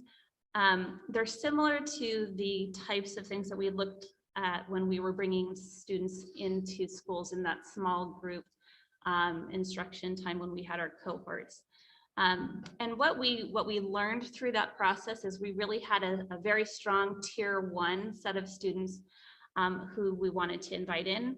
We've invited them in first, and then we will go to tier 2, which are the students that still are demonstrating that they might need that augmented time, and then we'll open it up if space allows. We have had interest from other school districts to include students in other districts in the county, but we're not sure that we can do that. We want to serve our own students first. So the summer program structure was built really strategically. It was built into 2 4-week sessions, one from June 7th to July 1st, and the other from July 6th to July 29th. And that was really for 2 reasons. One is we wanted our staff to have the opportunity to choose which session they wanted to work, or both sessions should they want to, and really offer them a salary stipend that would be worth their while to be able to bring them in. We also did that for families. So we knew that there were families that may be needing some time off or taking some vacation time during session 1, and then they could select session 2 or vice versa. And then we knew that there was families and students who actually would benefit from a session 1 and session 2 opportunity. So students can attend 4 weeks or 8 weeks if that's what their family elected for them. We also are targeting the program to be held at each of our schools in our district, which is a very lofty hope, and we hope that we can fill that. And the students would come half days, 4 days weekly. So just very similar to the amount of hours in years past. We're looking at 12 students per grade per elementary school, and 21 students per grade at the middle school, because we're blocking the students into an English language arts and a math section. So there would still be 12 students per classroom. And then we are looking at internal and external staffing. So we did an internal posting first, And we had some interest, and then we sent an external posting out as well to join. So our summer program staffing goals really were to have 24 certificated staff, 24 classified staff, for us also have some time together to pre-plan instruction and what the school day would look like for students. We wanted to have access to new curriculum, and we'll talk a little bit about what the curriculum selection was. And then we wanted the student diagnostic data to be available. So we wanted each teacher teaching students to know exactly what standards the students had mastered and which ones they were still challenged in yet achieving. And then obviously to share a common vision, and it would be a place where every student was known by their name, strength, and opportunity. So just in terms of curriculum, we have purchased TCM, which is teacher created materials. In that, and I talked a little bit about it at our last board meeting, there's culturally and linguistically responsive texts and units, and they're really designed by grade in a gradual progression. It also comes with a teacher workbook, so the teacher knows how to talk about the text in a culturally responsive way. We've also bought intervention and leveled curriculum.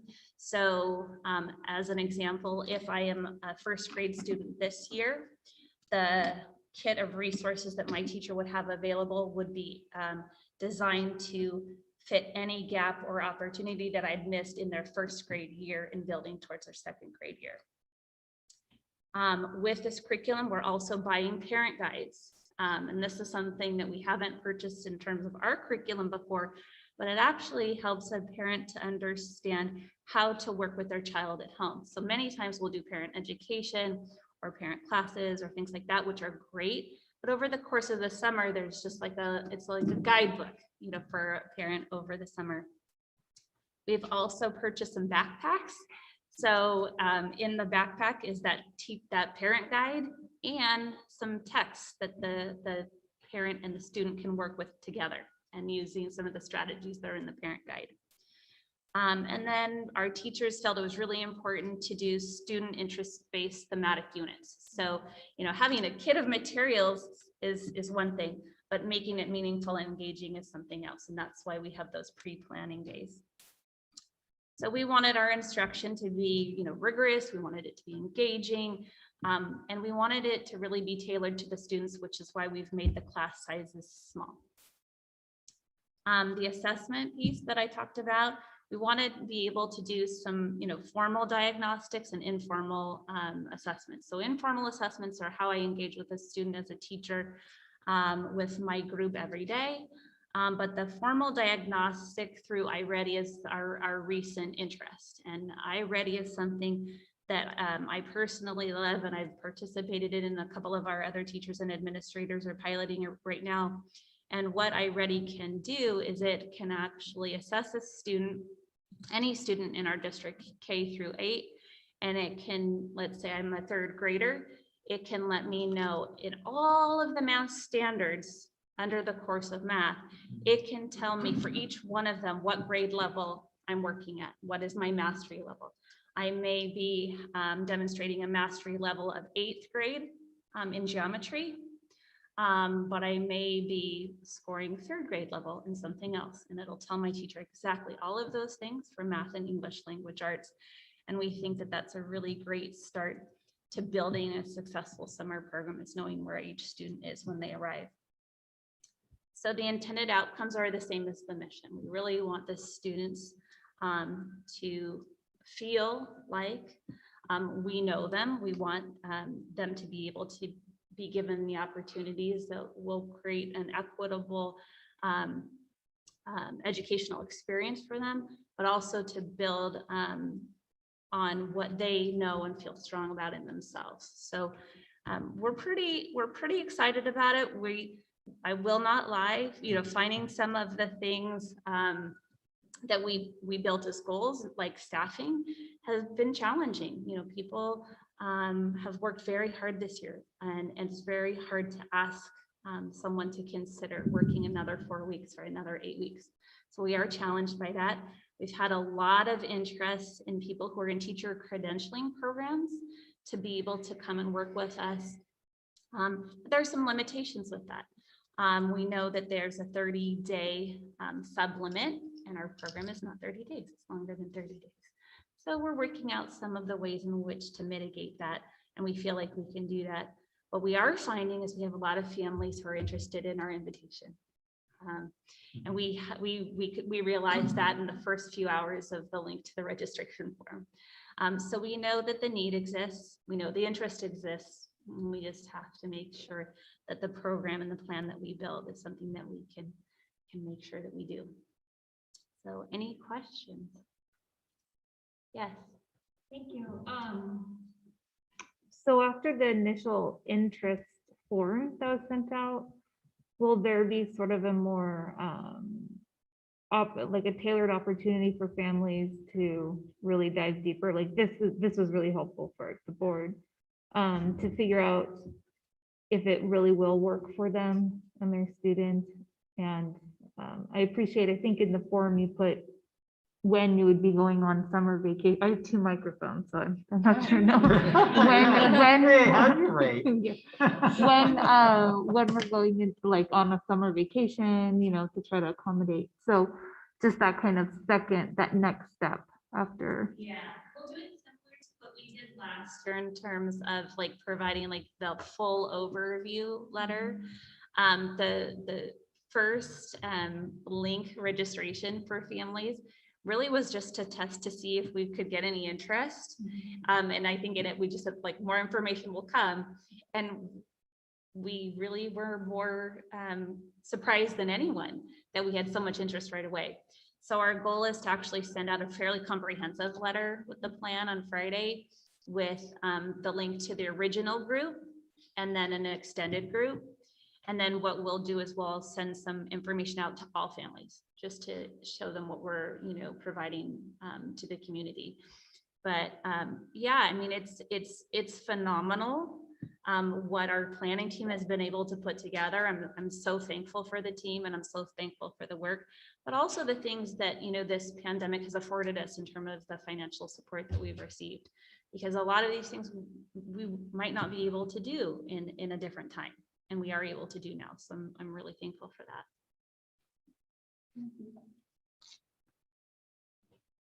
Yes, sure. Thank you so much for your presentation and for this program. It's very exciting. My question was, if a family only wants to do 4 weeks, but they are available for either session, would they be able to ask which session would be better for my child? Since obviously the content is going to be different for the families that will do the 8 weeks, will they be able to get guidance on to what would target the needs of their children? We want to meet a family where they are. We've said from the beginning that some of the parameters that we've had in the past, like you can't miss a day and you know you have to be on time or you're out of the program, that's not our interest. Our interest is getting kids there when they can be there, and we want to teach them. And so if there is a family that says this is the time that's more convenient for my family, this is meant for families to be successful this summer. So as much as possible, we'll give them the time that they desire to come. The question was more if they say we're available for both sessions, but is there a session that would meet the needs of my child more so than the other session? Absolutely. I mean, this is really intended to be student-centered. So if, you know, a child's second session time of the summer is more appealing and it works better for that family, that's what we're going to do.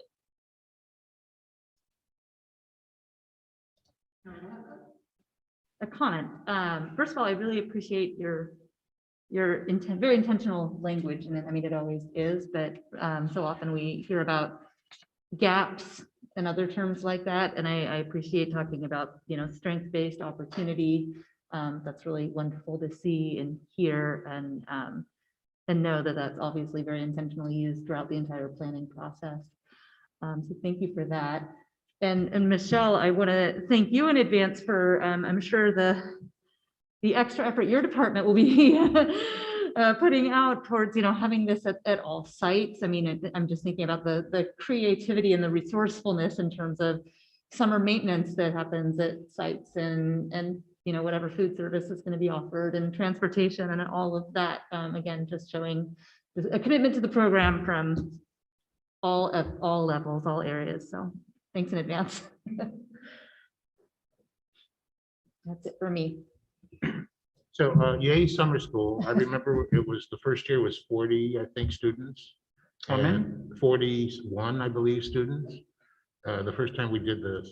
So but here's my question. We're spending learning loss money, correct? So we're doing an assessment before they start and then after. I don't know if that's part of the money thing that we have to do that, but I would guess something like that. So my question is, do you have any idea how many students will be at grade level after summer school?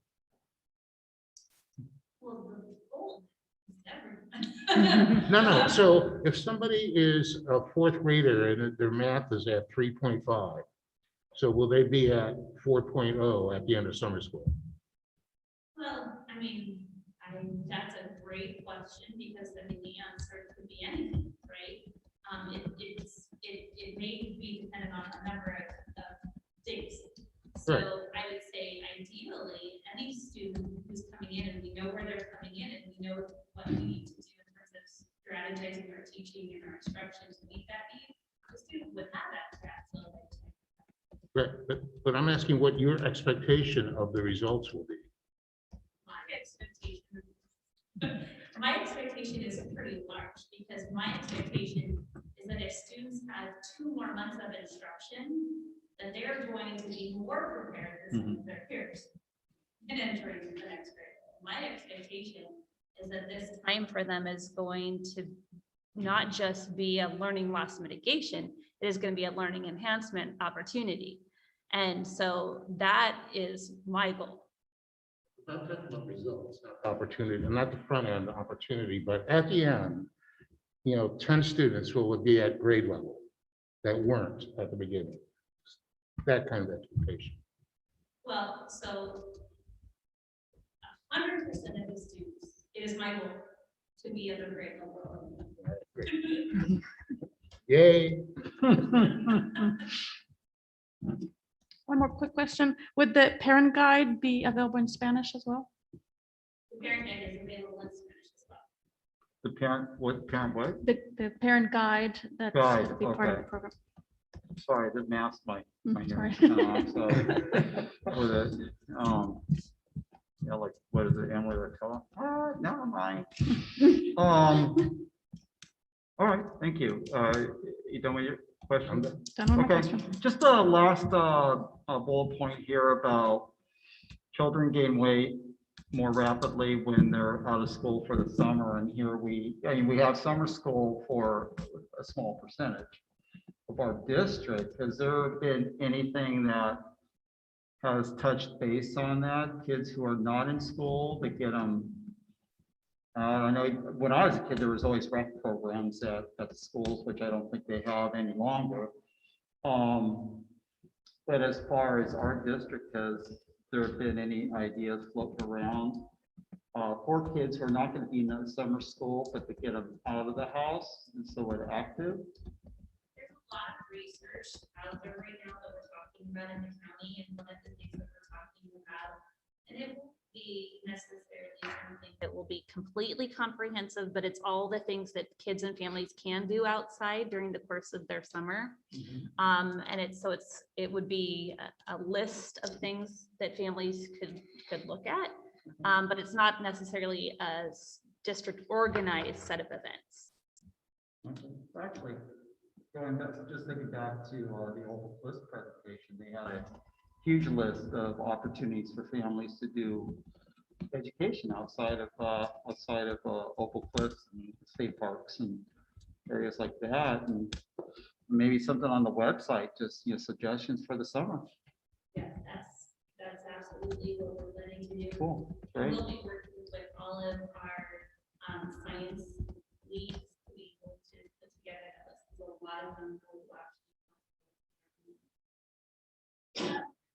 Great, okay, thank you. So Ted, Yes, so I don't know if they're doing it this summer, but the library system does the summer reading program. oh, yes, And so that's an opportunity for all students to participate. And they can earn, they used to be able to earn these dollars that they could then use and spend in businesses. Right, right. Yeah, I'm not sure if the library system's doing it, but if they are, that'd be something to plug onto the website. Because what we could do is Yeah. we can have a suggested reading list, Mhm. you know, if I pick one or two from this 20 and work with the library to make sure they have copies. They get, the Friends of the Library get a bunch of used books too, so they may have like 20 of something that they can't sell. Yeah, they're actually the Senior Cruise County Libraries. I'm a partner of theirs. I get their regular newsletters. And this summer, they have amazing offerings that we're pushing out. Some of them are outdoors, some of them are right inside the libraries, book lists, all of those kinds of things. They have parent resources, educator resources. So they've really been doing an amazing job.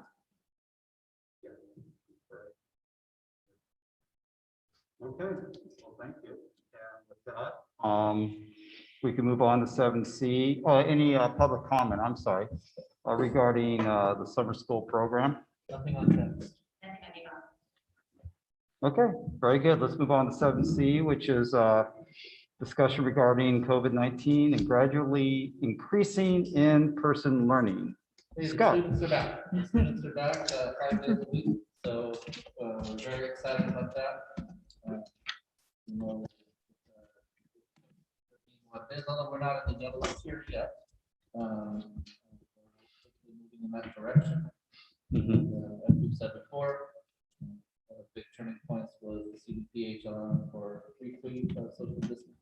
We've been gradually increasing student learning till up until April 26th, and that included everybody, TK through 8, who wanted to be at school 5 days a week. None of this would have happened without the very sincere collaboration of both associations, CSEA and SEA. So I want to thank them in this context because we couldn't have done it without everybody being in it together. We'll continually, we're still being very vigilant about the basic COVID mitigation strategies. I visit each school at least once a week, and I can tell you that students are wearing masks. The report we get from principals are that students wearing masks. And of course, our wonderful teachers, when students forget, when students let them slip, they're doing what they do, and they teach, and they get habits ingrained in students. It's a new set of habits than what we might have thought of in schools before. As we think about next year, the goal is to fully return, and when I say fully, a full, daily schedule. Of course, right now we're doing 4 hours per day approximately, and that is because there is a heavy lift in being able to still address the students whose families have chosen to remain in distance learning. We're at about 88% in person, so about 12% of our families district-wide are choosing to remain distance learning. That is, I don't have official numbers, but my sense of things is that is on the high side. Across the state kind of numbers. So I think that's something we should all be really proud of. That number is even higher at elementary. We're at about 15% here at New Brighton. So the elementary grades are hovering right around 90%. And of course, concerned about all students when it came to distance learning and the challenges therein. We were especially concerned about our younger students. So it's good to know that most of them are back. Teachers still have that heavy lift though of addressing learning students, in addition to all the students that are back in person, hence the shorter days right now. But as we target next year, we're looking at as close to return to normal in terms of schedules and everything as we can possibly get. So I'm very, very proud of that, and just very thankful to have our students back. And tell you that as we chat with teachers and principals, that is the overwhelming comment that we get, that the energy is back at schools and it feels like it should be. And so we'll continue to monitor the data. And we'll continue to make sure that all of our strategies are in place. The last thing I'd like to say before I open it up for questions for the board is we did have our first confirmed positive case since we've been back, in a more robust format.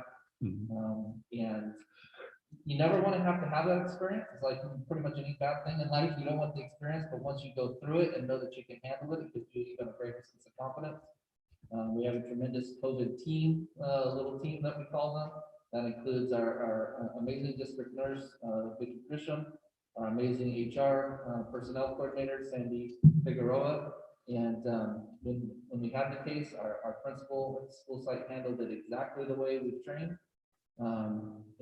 Vicki and Sandy immediately sprang into action to make sure that all the right decisions were made in terms of quarantining the right people, contacting the right stakeholders, and getting all the communication out in a very expedited fashion. So it was handled well. Again, we wish we didn't have to handle it, but cases are happening around the county at schools, not in terms of in-school transmission, to be clear, but folks being exposed in different settings outside of school and then testing positive, and then you needing to go about contact tracing and everything to be on the safe side. More people together, it's bound to happen. We've been fairly fortunate until this recent case, but again, handled well, and I think that's the most important lesson to take away. I'll open it up to the board for questions. Thank you. Board. I have a comment. I received an email from one of our education partners, and I was surprised that they say that a majority of the students in California are not getting any in-person instruction. I think I saw that article. Yeah. It referenced 50%, I think, or thereabouts. Yeah. Hard to believe. 88%, I think, Or is something not. we should all be really proud of. Yeah. And especially at the secondary level, I'll say, and so I want to brag, not to brag about myself, but to brag about New Brighton, especially. It is not the norm, especially past elementary, to do the full 5 days a week. And I think that's something, again, we should take great pride in. Well, apparently it's not the norm to be in person. So I'm glad we're there, we're doing it, and summer school. It's great to walk on campus. It Yeah, feels like it regular, is. regular school with masks, and so, Yeah. so thankful. Right. All right. Any other questions or comments? I just want to say, yay to 5 days a week for everyone. That's amazing. So thank you to everyone who made it happen. I know it was a lot of work, a lot of thinking about it. So it's great to see. Yeah, that's great. I know. I'm gonna move right along here. So Good, that's good. No, that's good. If there's nothing else from the board, any comments or questions from the public? nothing on text. Nothing on email, but I do have to give a great big shout out to all of our custodian maintenance team. Oh, definitely. Yeah. Putting together 672 desks over a Friday and Saturday, getting them installed in the classroom and Moving all the furniture out of the classroom and all the help from the New Brighton staff was really, really, really appreciated. So it was a fun little party. Principal Broadhurst did a little bit of karaoke out there, so it was great. Yeah, that's quite amazing. I saw that was a big wall of boxes and furniture. I I have to- realized it, but that is, yeah. I Yeah, have to give thank you you. credit for making it happen so quickly, because the meeting we had at Main Street and that was like this. the needles, but I got 17,000 steps that day, so. I don't know what you said to them, but, and I don't want to know. Thank you. We checked with public already. Okay, so with that, let's move on to our action items. 8A, which is consider approval or declaration and need for fully qualified educators. So this is an annual routine matter of the board as we prepare for the next school year. And it gives us some flexibility in being able to fill typically hard to fill positions. So that teachers who maybe their original field of study was not the field they end up in, and still, if they follow the proper steps, teach for us in those categories. And I know it's a routine matter, but I do always like to say that this is not necessarily a bad thing, because some of our best teachers are teachers that end up in a field that they didn't start out with, and then go through the proper steps to get certified. Sandy holds their hand throughout the process. We work with the County Office of Education to make sure that everything is documented properly. So this gives us a little more flexibility by having filed this each year. Open that up to any questions. Okay, any questions or comments? Okay. And I think I got that covered. Anything, if nothing from the board, public? Nothing No. over there. Okay. Is there a motion to approve the declaration of need for fully qualified educators? I'll make the motion. Amanda first, I'll second Carolyn. Carolyn second. All in favor? Aye. All right, great. Now let's move on to 8B, which is a resolution in recognition of Don Myers for 35 years of service and renaming Soak Elementary sports field after him. And Scott. Yeah, so at the last board meeting, the board had a discussion about this possibility. It was well received.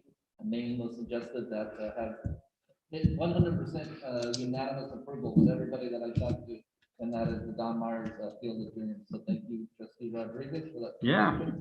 And tonight we'd like to make it official and have the board consider passing a resolution to officially name the field in his honor.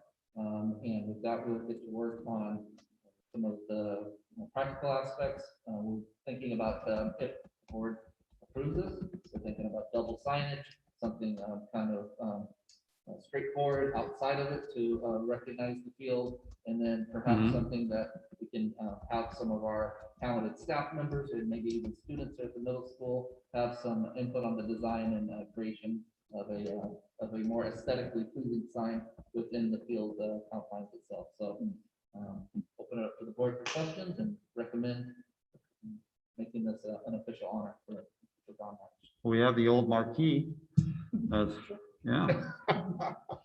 I mean, that's a start. Any comments or questions from the board at all? I just think it's awesome. No, it is awesome. And you know what? I love this resolution. Yeah. It's to the point. It says a lot for Dawn, and it's just not, yeah, blah, blah, blah. It is great whereases. So, did you do this, Scott? Or? I did it in collaboration with Linda. Linda set the bones for us, and then we kind of added a few things. So with collaboration with my executive assistant. Great. Can you do the rest of the resolution? We have all one-page resolution. Yeah, I know. No, I know. And everything that was mentioned here about Dawn is just great. It's just right on. So it really much appreciated. And of course, it's the family is aware of this too. And oh yeah, yeah. Okay. I've reached out to them and before we ever started the process, and they were thrilled and very pleased that the district would consider it and felt very supportive of the process. And it's just an honor to consider this for somebody who is so important. yes, exactly. All right. If nothing more, is there a motion on? Yeah, Phil. So next door is a neighborhood news kind of thing. Yeah. There's a Don thread in there. Yeah, there is. Yeah, I saw that. Yeah. Yeah. And I meant to mention this about it too. So, but anyways, yeah, I saw that also. The next door. Yeah. I know we're mostly talking about the resolution and naming the field. I guess I'd like to just put the idea out there when it is time to kind of collaborate on artwork, signage, or an in-person ceremony, just to make sure we include all the school sites, because again, like we touched definitely everyone at every single site. I know that's on our radar. I just felt like I wanted to say it and acknowledge, because again, reading through the staff emails, reading the next door thread, right? I mean, everyone, had a wonderful connection with them to share. So I know a lot of people are gonna everyone wants to contribute. It's a great point. And we'll work through getting the sign and everything, but I have been thinking a lot about like where will we be in relation to gatherings and everything at that point, because I think we could have one heck of a gathering if we were allowed to. So yeah, we'll see how we can mess that up with timelines and guidelines and everything. Okay, thank you. I guess anything public? Okay. All right. So is there a motion on the floor to approve the resolution naming in Don Myers, recognition of Don Myers, renaming Soak Elementary School sports field to Don Myers Field of Dreams? I'll make the motion, Jen. Jen first, second. No, second, Carolyn. Carolyn, and roll call. It's a resolution.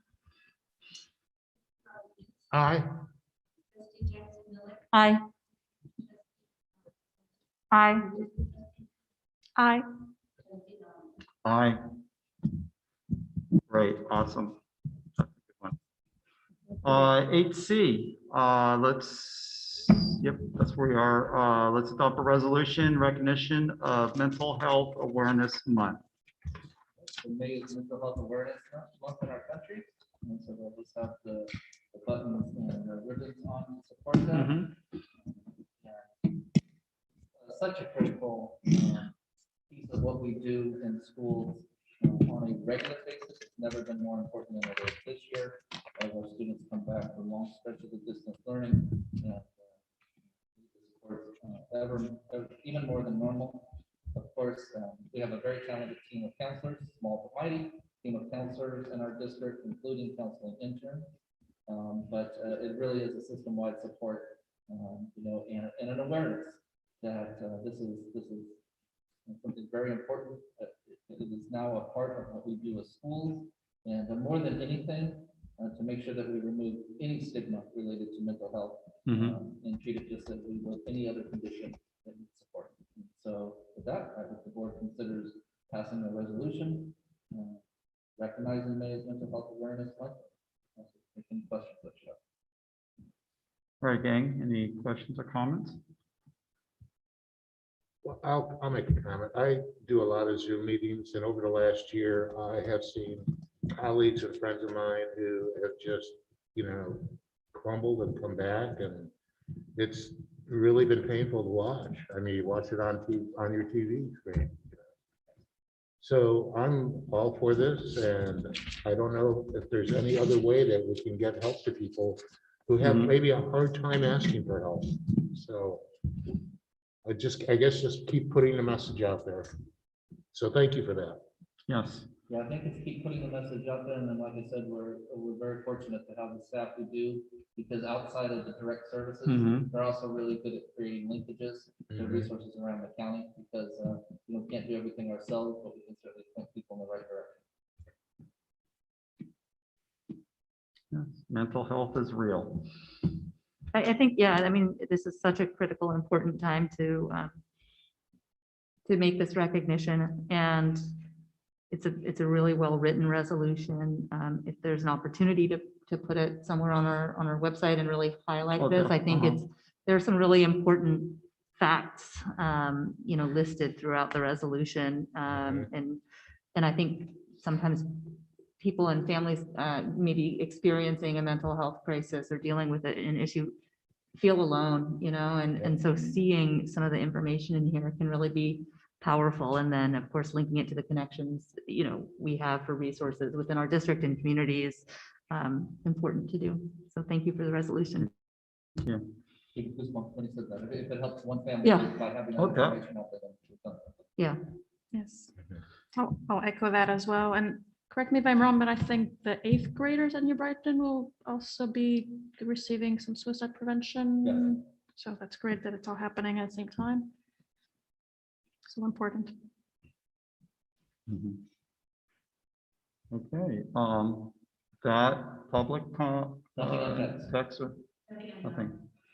All right, so is there a motion to adopt the resolution in recognition of Mental Health Awareness Month?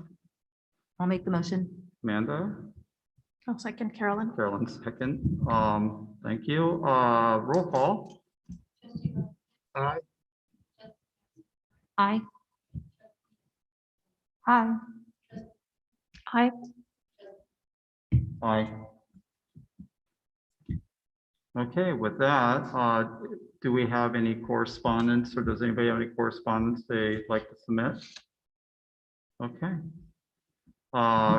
Future agenda items?